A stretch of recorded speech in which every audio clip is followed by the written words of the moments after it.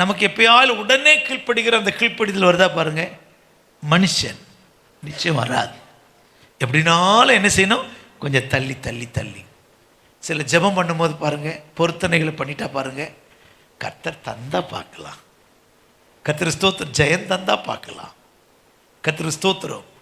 எல்லாவற்றிலையும் தாமதம். ஆனால் தூதரோட வாழ்க்கையில் தாமதமே கிடையாது.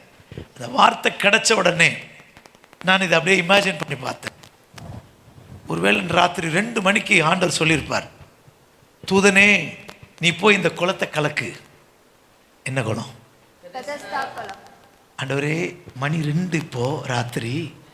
எல்லா வியாதியஸ்தரும் கொரட்டை விட்டு தூங்குவான். அவனே வியாதியில் தூக்கம் வராமல் இப்போ தான் என்ன செய்திருக்கிறான், நல்லா தூங்கிட்டு இருக்கிறான். இப்போ போய் நான் குளத்தை கலக்குன ஒரு வயலில் இறங்க மாட்டேன் ஆண்டவரே. கலங்கினதே யாருக்கும் என்ன செய்யாது, தெரியாது. அதனால் காலையில் ஒரு 5 மணிக்கு போனால் சரியா இருக்கு ஆண்டவரே.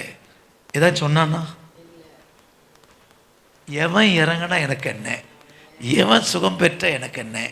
எனக்கு சொன்ன வார்த்தை என்ன தெரியுமா, நான் இறங்கணும், குளத்தை கலக்கணும்.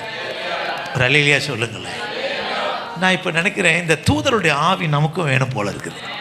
இதை தப்பாக நினச்சிக்கிடாதீங்க.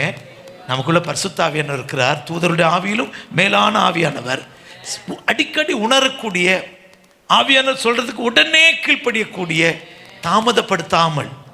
சில நேரம் ராத்திரியில் ஆவியான உணர்த்துவார், எழுந்துரு ஜெபம் பண்ணு. யாரையோ ஒருத்தருக்காக பாரப்படுத்துவார்.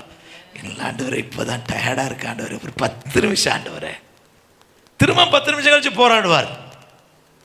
3வது முறை போராடுவார். அப்புறம் ஆவியானவர் விட்டுருவார். மனுஷனோடு நான் எப்போதும் என்ன செய்யறதில்லை, என் ஆவி மனுஷனோடு எப்போதும் போராடுவேன். அப்போது பயப்படணும். சில நேரம் நம்ம தாமதித்தால், தூதருடைய ஜீவியத்திலிருந்து கற்றுக்கொள்கிறது என்னென்னா, கர்த்தர் சொல்கிறத செய்வதற்கு தாமதிப்போமானால் இந்த வேலையை வேற ஆள்கிட்ட கொடுத்துருவார், அந்த ஊழியத்தை வேற ஆள்கிட்ட கொடுத்துருவார். அதனால பயப்படுவோம். ஆண்டவரே எனக்கு உடனே கீழ்ப்படியக்கூடிய அந்த ஆவியை தாரும்.